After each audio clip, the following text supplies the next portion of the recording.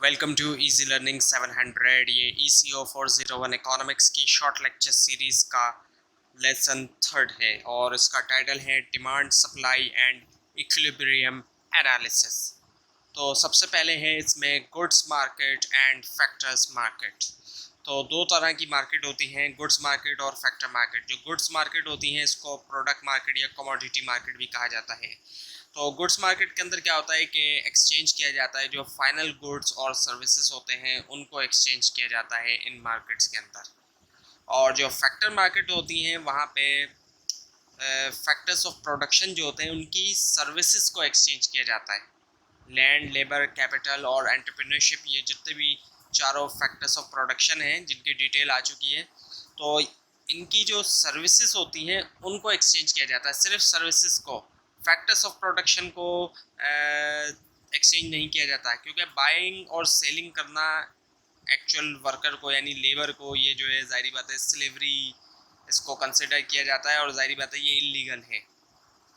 हाँ, ये बात ज़रूर है कि जो लैंड और कैपिटल हैं ये दो ऐसे रिसोर्सेज हैं जिनको लीगली एक्सचेंज किया जाता है प्रोडक्ट मार्केट्स में, और इनकी जो सर्विसेज हैं वो फैक्टर मार्केट के अंदर एक्सचेंज की जाती हैं। So now the assumption. अब जो अजम्पशन है ये क्या है? अजम्पशन जो है ये बिलीफ या फीलिंग होती है दैट समथिंग इज़ ट्रू, किसी भी चीज़ के बारे में कि वो चीज़ जो है वो ट्रू है और समथिंग विल हैपन, और वो जो है होगी। So although there is no proof, ज़रूरी नहीं है उसका कोई प्रूफ हो। सो इकोनॉमिस्ट जो है वो क्या करते हैं, फ्रीक्वेंट यूज़ करते हैं assumptions का in putting forward their theories. तो assumption ऐसी चीज़ होती है कि जिसको प्रूफ जो है वो नहीं किया जा सकता। अब है परफेक्ट कंपटीशन। अब परफेक्ट कंपटीशन क्या है? परफेक्ट कंपटीशन का मतलब है एक ऐसी सिचुएशन जिसके अंदर कोई भी फर्म या कंज्यूमर इतना बड़ा नहीं होता कि वो अफेक्ट कर सके मार्केट प्राइस को, क्योंकि परफेक्ट कंपटीशन में क्या होता है कि बहुत सारे कंज्यूमर्स होते हैं और बहुत सारी फर्म्स होती हैं। तो एक कंपटीशन जो एक परफेक्ट किस्म का कंपटीशन होता है, इसी वजह से इसको परफेक्ट कंपटीशन कहा जाता है। बहुत सारे फर्म्स और बहुत सारी कंज्यूमर्स होते हैं, तो कोई भी फर्म या कंज्यूमर इतना बड़ा नहीं होता कि वो मार्केट प्राइस को अफेक्ट कर सके। उसके बाद है डिमांड एनालिसिस। डिमांड एनालिसिस में है शॉर्टेज। शॉर्टेज से मुराद क्या है? एक ऐसी सिचुएशन जिसमें डिमांड एक्सीड्स कर जाती है सप्लाई को, यानी डिमांड ज़्यादा होती है सप्लाई कम। अब ये तो एक जनरल सी बात है कि जब भी डिमांड ज़्यादा होगी सप्लाई कम होगी तो वो जो है शॉर्टेज होगी, और यही चीज़ यहाँ पे भी लिखी हुई है। और सरप्लस। सरप्लस एक ऐसी सिचुएशन है जिसमें एक्सेस सप्लाई होती है, यानी कि सप्लाई ज़्यादा होती है और demand come. Now the price mechanism. Price mechanism क्या है? सिग्नलिंग या रैशनिंग डिवाइस है प्राइस मैकेनिज्म। जब कभी भी शॉर्टेज होती है तो क्या होता है कि प्राइस जो है वो ऊपर जाते हैं, and which leads to result in equilibrium, और फिर जो इक्विलिब्रियम हासिल हो जाता है। और अगर सरप्लस होता है कहीं पे तो प्राइस जो है वो डाउन हो जाते हैं, गिर जाते हैं, और उससे भी फिर इक्विलिब्रियम हासिल होता है। उसके बाद है नॉर्मल गुड्स। अब नॉर्मल गुड्स ऐसे गुड्स होते हैं when income increase demand increase. इनकी क्वांटिटी डिमांड ऊपर होती है जब कभी भी कंज्यूमर की इनकम बढ़ती है। जब भी कंज्यूमर की इनकम बढ़ेगी तो इनकी क्वांटिटी डिमांड में इजाफा होगा। जैसे आईफोन है, अब एक कंज्यूमर की जब इनकम बढ़ेगी तो वो सोचेगा कि मैं आईफोन ख़रीदूँ, तो आईफोन जो है वो नॉर्मल गुड्स में आएगा। और उसके बाद है फिर इन्फेरियर गुड्स। अब ये कुछ इस तरह के गुड्स होते हैं जिनकी क्वांटिटी डिमांड में कमी आती है जैसे जैसे कंज्यूमर की इनकम बढ़ती है। अब इसके अंदर कुछ ऐसे गुड्स शामिल हो सकते हैं जो लो स्टैंडर्ड के हों, लो क्वालिटी के भी गुड्स शामिल आ सकते हैं, और साथ में पुरानी टेक्नोलॉजी भी आ सकती है इसके अंदर शामिल, कि जो पुरानी टेक्नोलॉजी वाली चीज़ें उसकी डिमांड ज़ाहिर बात है जब कंज्यूमर की इनकम कम होती है तो तब तो कंज्यूमर यूज़ कर लेता है पुरानी टेक्नोलॉजी, लेकिन जैसे जैसे उसकी इनकम में इजाफा होता जाता है तो वो सोचता है कि मैं नई टेक्नोलॉजी यूज़ करूँ। जैसे फ़ोन की मिसाल ले ली जाए तो फ़ोन में जो पुराने फ़ोन हैं उनकी डिमांड कंज्यूमर करेगा अगर उसकी इनकम कम होगी। अब जैसे जैसे उसकी इनकम में इजाफा होता जाएगा तो वो नई टेक्नोलॉजी वाले फ़ोन्स जो है वो यूज़ करना चाहेगा। उसके बाद है फिर गिफिन गुड्स। अब गिफिन गुड्स जो है इन्फीरियर गुड्स की ही सब कैटेगरी है, लेकिन ये इस तरह के गुड्स हैं जो प्राइस मैकेनिज्म को ब्रेक कर देता है। यानी कि जब प्राइस बढ़ती है इन गुड्स की तो इनकी डिमांड भी बढ़ती है। ये इस तरह के गुड्स हैं कि जब प्राइस बढ़ती है तो इनकी डिमांड भी बढ़ती है। लेकिन रियल वर्ल्ड में बहुत ही कम कोई ऐसे गुड्स होंगे जिनकी प्राइस भी बढ़ रही है और साथ में उनकी डिमांड भी बढ़ रही हो। नॉर्मली ऐसा होता नहीं है रियल वर्ल्ड में। सो सब्स्टिट्यूशन इफेक्ट। अब सब्स्टिट्यूशन इफेक्ट्स क्या है? Price of any good increases, people reduce it's consumption.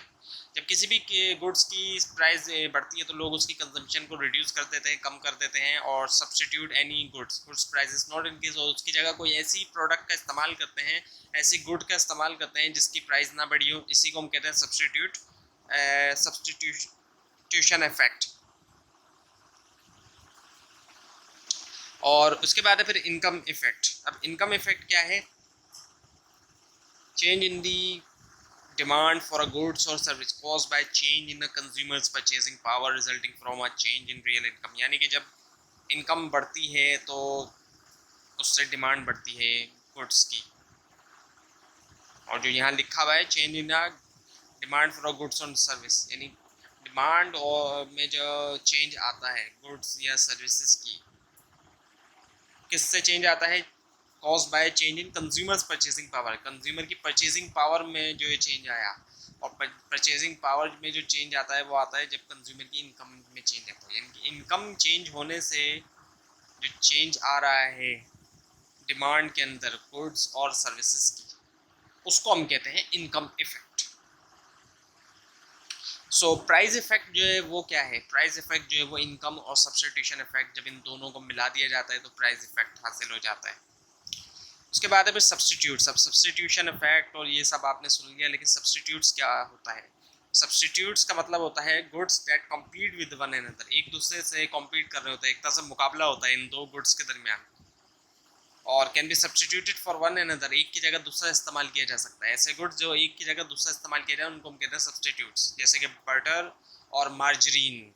Margarine और बटर जो है वो एक दूसरे के सब्स्टिट्यूट्स हैं। अब इसकी जो एक बहुत कॉमन एग्जांपल वो हमारे यहाँ है ब्लू बैंड। ब्लू बैंड को लोग जो है बटर समझते हैं, हालांकि वो मार्जरीन है। तो बटर जो है वो ज़ाहिर बात है ब्लू बैंड वाले पाकिस्तान के अंदर प्रोड्यूस ही नहीं करते हैं। बाहर तो करते हैं लेकिन पाकिस्तान के अंदर प्रोड्यूस ही नहीं करते। तो वो जो है मार्जरीन एक्चुअली सेल कर रहे हैं और लोग उसको बटर समझ के खा रहे हैं। तो बटर और मार्जरीन जो है वो एक दूसरे के सब्स्टिट्यूट है। बटर जो है वो दूसरी कंपनी प्रोड्यूस करती है और उसकी प्राइस भी रिलेटिवली थोड़ी ज़्यादा ही है बटर की। सो मार्जरीन और बटर जो है वो सब्स्टिट्यूट है। इसी तरह और भी कई सारी प्रोडक्ट्स हैं जो एक दूसरे की सब्स्टिट्यूट है। सो कॉम्प्लीमेंट्स। कॉम्प्लीमेंट्स क्या होते हैं? ये जो है सब्स्टिट्यूट जो होते हैं एक दूसरे के कॉम्पीट कर रहे होते हैं, लेकिन कॉम्प्लीमेंट ऐसे होते हैं जो एक दूसरे के साथ इस्तेमाल किए जाते हैं। ये ऐसे गुड्स होते हैं जैसे कि लेफ़्ट शू और राइट शू, दोनों जो जूते हैं लेफ़्ट और राइट के, वो एक दूसरे के एक साथ इस्तेमाल किए जाते हैं। ऐसा तो नहीं है कि एक ही शू लिया जाए। कभी भी ऐसा नहीं होता कि शू जो है वो एक ही ख़रीदा जा रहा है लेफ़्ट या राइट। हमेशा दोनों ही शू जो है ख़रीदे जाते हैं, पेयर ख़रीदा जाता है। तो ये जो है कॉम्प्लीमेंट्स हैं। इसी तरह से ब्रेड और बटर, अब पीछे मार्जिन की एग्जांपल थी और बटर की, यहाँ पे ब्रेड और बटर की एग्जांपल दी जा रही है कि ब्रेड के साथ जो बटर का इस्तेमाल किया जाता है वो जो कॉम्प्लीमेंट्स हैं। और इसी तरह से फ़ोन के साथ जो चार्जर होता है वो भी उसका कॉम्प्लीमेंट है, हेडफोन्स भी कॉम्प्लीमेंट है। तो कॉम्प्लीमेंट्स हमेशा जो होते हैं वो एक साथ इस्तेमाल किए जाते हैं, एक के साथ दूसरा। उसके बाद है फिर डिमांड। डिमांड क्या है? डिमांड जो है वो is the quantity of a goods that buyer wish to produce at each conceivable price. Demand से मुराद होता है वो क्वांटिटी, वो मिकदार जो कि बायर जो है ख़रीदना चाहता है कंसीवेबल प्राइस के ऊपर, उस प्राइस के ऊपर जो जिसको वो एग्री करता है। So demand is the quantity of a good, यानी कि वो क्वांटिटी गुड की जो बायर जो है वो ख़रीदना चाहता है एट ईच कंसीवेबल प्राइस, उस प्राइस पे जो वो एग्री करता है। सो लॉ ऑफ डिमांड क्या है? लॉ ऑफ डिमांड का मतलब ये है कि if all other factors are constant when price increases then demand increases. अगर तमाम फैक्टर्स जो है दूसरे फैक्टर्स वो कांस्टेंट हैं, जब प्राइस बढ़ते हैं तो डिमांड जो है वो डिक्रीज़ होती है। इन्वर्सली प्रोपोर्शनल है, यानी कि प्राइस बढ़ेंगे और डिमांड जो है वो घटेगी। तमाम फैक्टर्स को कांस्टेंट अगर हैं और तो फिर क्या होगा कि प्राइस बढ़ रही है और डिमांड जो है वो गिर रही है। If the price of a certain commodity rises it's quantity demanded will go down. अगर प्राइस जो है वो बढ़ता है किसी भी कमोडिटी का, उसमें इजाफा होता है तो उसकी जो क्वांटिटी डिमांड होगी वो गिर जाएगी।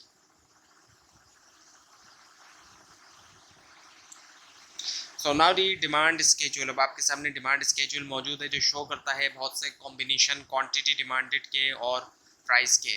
अब आपके सामने दिखाया जा रहा है अगर प्राइस जो है वो 5 रुपीज़ है तो क्वांटिटी डिमांडेड जो इंडिविजुअल डिमांड कर रहा है वो है 3.5 और जो क्वांटिटी डिमांडेड मार्केट के अंदर है वो है 3500 और फिर प्राइस गिर जाता है। जब प्राइस गिर गया क्वांटिटी डिमांडेड में इजाफा हो गया 4.5 हो गया और मार्केट के अंदर 4500 हो गया। फिर प्राइस और गिर जाता है 3 हो जाता है क्वांटिटी डिमांडेड में और इजाफा हो जाता है 6 हो जाता है और मार्केट के अंदर 6000।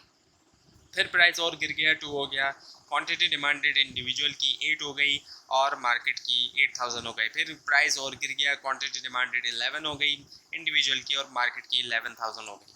सो डिमांड कर्व जो है जो आपके सामने मौजूद है ये जो है ग्राफ है that obtains when price is plotted against the quantity demanded।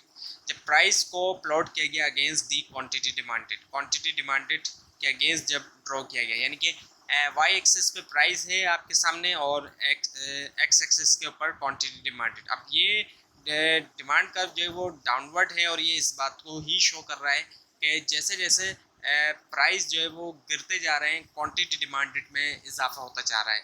ये वही चीज़ शो कर रहा है जो यहाँ पे टेबल पे दिखाई गई है डिमांड स्केड्यूल के अंदर कि जैसे जैसे प्राइस के अंदर जो है वो डिक्रीज़ हो रहा है, प्राइस घट रहा है, वैसे वैसे क्वांटिटी डिमांडेड में इजाफा हो रहा है। इन्वर्सली प्रोपोर्शनल है ये, इसी वजह से ये कर्व जो है वो नीचे जा रहा है।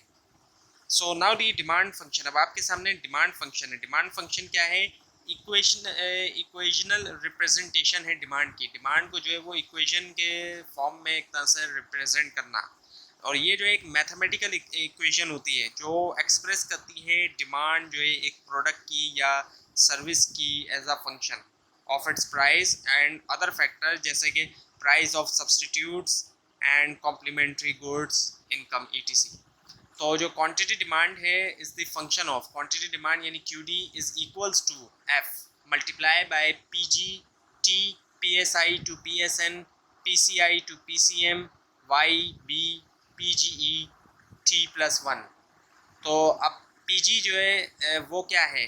वो है price of the goods, T जो है वो टेस्ट है, PSI टू PSN है prices of substitute goods, PCI to PCM वो है प्राइसेस ऑफ कॉम्प्लीमेंट्री गुड्स और Y जो है वो इनकम है, B जो है इनकम डिस्ट्रीब्यूशन है, PGE T+1 जो है वो फ्यूचर प्राइसेस है।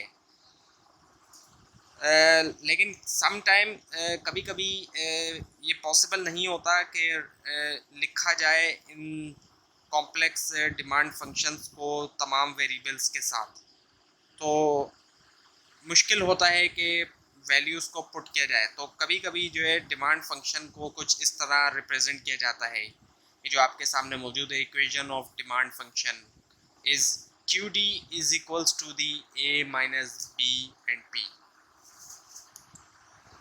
So now the shifts in the demand curve। Shift आता है डिमांड कर्व में, यानी पूरा का पूरा जो डिमांड कर्व है वो शिफ्ट कर जाता है। तो जो शिफ्ट इन डिमांड कर्व होता है वो किस तरह से होता है? जब चेंजेस होती है in any determinant of demand other than price of goods itself. Price of goods के अलावा जब किसी और डिटर्मिनेंट में चेंज आता है, डिटर्मिनेंट ऑफ डिमांड जो है उसमें चेंज आता है, तो उससे जो है वो शिफ्ट होता है डिमांड कर्व। और आपके सामने यहाँ नीचे दिखाई गया है फैक्टर्स शिफ्टिंग डिमांड कर्व। जो पहला फैक्टर है वो है increase in income. Increase in income हुआ है, सो उसका इफ़ेक्ट क्या होगा? इफ़ेक्ट ऑन डिमांड इंक्रीज़ होगी and direction of shift in demand curve, direction जो है डिमांड कर्व की शिफ्ट की वो राइट वर्ड होगी, राइट तरफ वो शिफ्ट करेगा। और इफ़ेक्ट ऑन इक्विलिब्रियम प्राइस वो उसमें इजाफा होगा और इफ़ेक्ट ऑन इक्विलिब्रियम क्वांटिटी उसमें भी इजाफा होगा।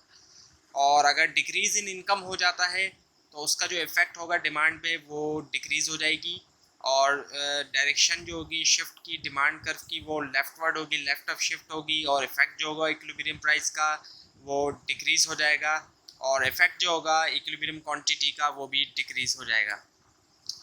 और कुछ और फैक्टर्स हैं यहाँ पे, जैसे इंक्रीज़ इन इनकम होता है इन्फीरियर गुड्स का, तो उसमें इफ़ेक्ट ऑन डिमांड जो होगा वो डिक्रीज़ हो जाएगा और डायरेक्शन जो होगी शिफ्ट इन डिमांड कर्व की वो लेफ्टवर्ड शिफ्ट हो जाएगा और इफेक्ट ऑन इक्विलिब्रियम प्राइस पे वो डिक्रीज होगा और इफेक्ट ऑन इक्विलिब्रियम क्वांटिटी वो डिक्रीज होगा। फैक्टर्स चेंजिंग डिमांड में डिक्रीज इन इनकम जो होगा इंफीरियर गुड्स का वो उसका जो इफेक्ट होगा डिमांड पे वो इंक्रीज होगा and direction of shift in demand curve जो है वो राइटवर्ड शिफ्ट कर जाएगा, राइट तरफ शिफ्ट करेगा और इफेक्ट जो होगा इक्विलिब्रियम प्राइस का वो इंक्रीज होगा और इफेक्ट ऑन इक्विलिब्रियम क्वांटिटी में वो इंक्रीज होगा। And increase in price of substitute good, अगर इंक्रीज होता है प्राइस जो है सब्सटीट्यूट गुड का तो डिमांड पे इफेक्ट क्या होगा, इंक्रीज होगा। डिमांड कर्व जो शिफ्ट होगा वो राइटवर्ड होगा और इक्विलिब्रियम प्राइस जो है वो इंक्रीज होगा और इक्विलिब्रियम क्वांटिटी वो भी इंक्रीज होगा। और डिक्रीज होता है अगर प्राइस जो है सब्सटीट्यूट का, तो ऐसे सिचुएशन में इफेक्ट ऑन डिमांड क्या होगा, डिक्रीज होगा। शिफ्ट जो कर्व करेगा डिमांड का वो लेफ्टवर्ड करेगा और प्राइस इक्विलिब्रियम प्राइस डिक्रीज होगा और इक्विलिब्रियम क्वांटिटी डिक्रीज होगा। Increase in price of complement, complement की जो प्राइस है उसमें इंक्रीज अगर हो जाता है तो क्या होगा, इफेक्ट ऑन डिमांड जो है वो डिक्रीज होगा, डिमांड का ऊपर जो इफेक्ट होगा वो डिक्रीज होगा और डिमांड का जो शिफ्ट करेगा वो लेफ्ट की तरफ शिफ्ट करेगा और इसी तरह से इक्विलिब्रियम प्राइस भी डिक्रीज होगा और इक्विलिब्रियम क्वांटिटी भी डिक्रीज होगा। और डिक्रीज अगर हो जाती है कॉम्प्लीमेंट की प्राइस के अंदर तो इफेक्ट ऑन डिमांड जो है इंक्रीज होगा और डिमांड कर्व जो है वो राइटवर्ड शिफ्ट करेगा और इक्विलिब्रियम प्राइस इंक्रीज होगा और इफेक्ट इक्विलिब्रियम क्वांटिटी भी इंक्रीज होगा। And increase in taste and preference for good, और टेस्ट और प्रेफरेंस फॉर गुड में इजाफा हो जाता है तो डिमांड के ऊपर इफेक्ट जो है वो इंक्रीज होगा और डिमांड कर्व जो है वो राइटवर्ड शिफ्ट करेगा, इक्विलिब्रियम प्राइस जो है वो इंक्रीज होगा और इक्विलिब्रियम क्वांटिटी इंक्रीज होगा। और अगर डिक्रीज हो जाता है taste and preference for good तो इफेक्ट ऑन डिमांड डिक्रीज हो जाएगा और डिमांड कर्व जो है वो लेफ्टवर्ड शिफ्ट कर जाएगा, इक्विलिब्रियम प्राइस जो है वो डिक्रीज होगा और इक्विलिब्रियम क्वांटिटी डिक्रीज होगा। और इंक्रीज अगर इजाफा हो जाता है नंबर ऑफ कंज्यूमर में तो उससे डिमांड पे इफेक्ट होगा, वो इंक्रीज हो जाएगा एंड डिमांड कर्व शिफ्ट करेगा rightward and equilibrium price increase होगा एंड इक्विलिब्रियम क्वांटिटी इंक्रीज होगा। और डिक्रीज अगर कमी आ जाती है अगर नंबर ऑफ कंज्यूमर्स में तो इफेक्ट ऑफ डिमांड क्या होगा, डिक्रीज होगा। डिमांड कर्व लेफ्टवर्ड शिफ्ट करेगा, इक्विलिब्रियम प्राइस डिक्रीज होगा एंड इक्विलिब्रियम क्वांटिटी भी डिक्रीज होगा। So now the market demand curve. अब मार्केट डिमांड कर्व क्या है, ग्राफिकल रिप्रेजेंटेशन है मार्केट डिमांड की। एंड जो मार्केट डिमांड होती है उसको ग्राफिकली तौर पे जो है वो रिप्रेजेंट किया जाता है। सो ये ग्राफिकल रिप्रेजेंटेशन है relationship between the price of a goods और सर्विस, यानी ग्राफिकली तौर पे रिप्रेजेंट किया जाता है रिलेशनशिप को प्राइस जो है गुड्स या सर्विस की and the quantity demanded for a given period of time, और जो क्वांटिटी डिमांडेड है गिवन पीरियड ऑफ टाइम में। यानी कि ये शो करता है quantity of a commodity, commodity की जो क्वांटिटीज़ हैं that consumer are willing and able to purchase, जो कंज्यूमर जो है वो विल करता है और एबल है परचेज करने के लिए पीरियड ऑफ टाइम में एट वेरियस अल्टरनेटिव प्राइसेस पे while holding a constant everything else that affect demand, hold करते हुए constant everything else that affect जो affect करती है डिमांड को। So market demand curve for a commodity is negatively sloped होता है ये और इंडिकेट करता है इस बात को कि more of a commodity is purchase at lower price, यानी कि कम प्राइस के ऊपर ज़्यादा जो कमोडिटी है वो परचेज की जाएगी। सो मार्केट डिमांड कर्व जो है ये ग्राफिकली रिप्रेजेंट किया जाता है एक रिलेशनशिप को ग्राफिकली तौर पर रिप्रेजेंट किया जाता है प्राइस के दरमियान गुड्स और या सर्विसेज की और जो क्वांटिटी डिमांडेड है एक गिवन पीरियड ऑफ टाइम के लिए। तो ये था आज का लेसन। आपको अगर कोई कन्फ्यूजन है तो आप नीचे कमेंट कीजिए और इस पूरी सीरीज़ को देखने के लिए इस चैनल को सब्सक्राइब कीजिए। और अगर आप इस लेक्चर की स्लाइड हासिल करना चाहते हैं तो नीचे डिस्क्रिप्शन बॉक्स में दिए गए लिंक से हासिल कर सकते हैं, लेकिन अगर आपको लिंक ना मिले उसके लिए आप नीचे कमेंट कीजिए। Thanks for watching this video.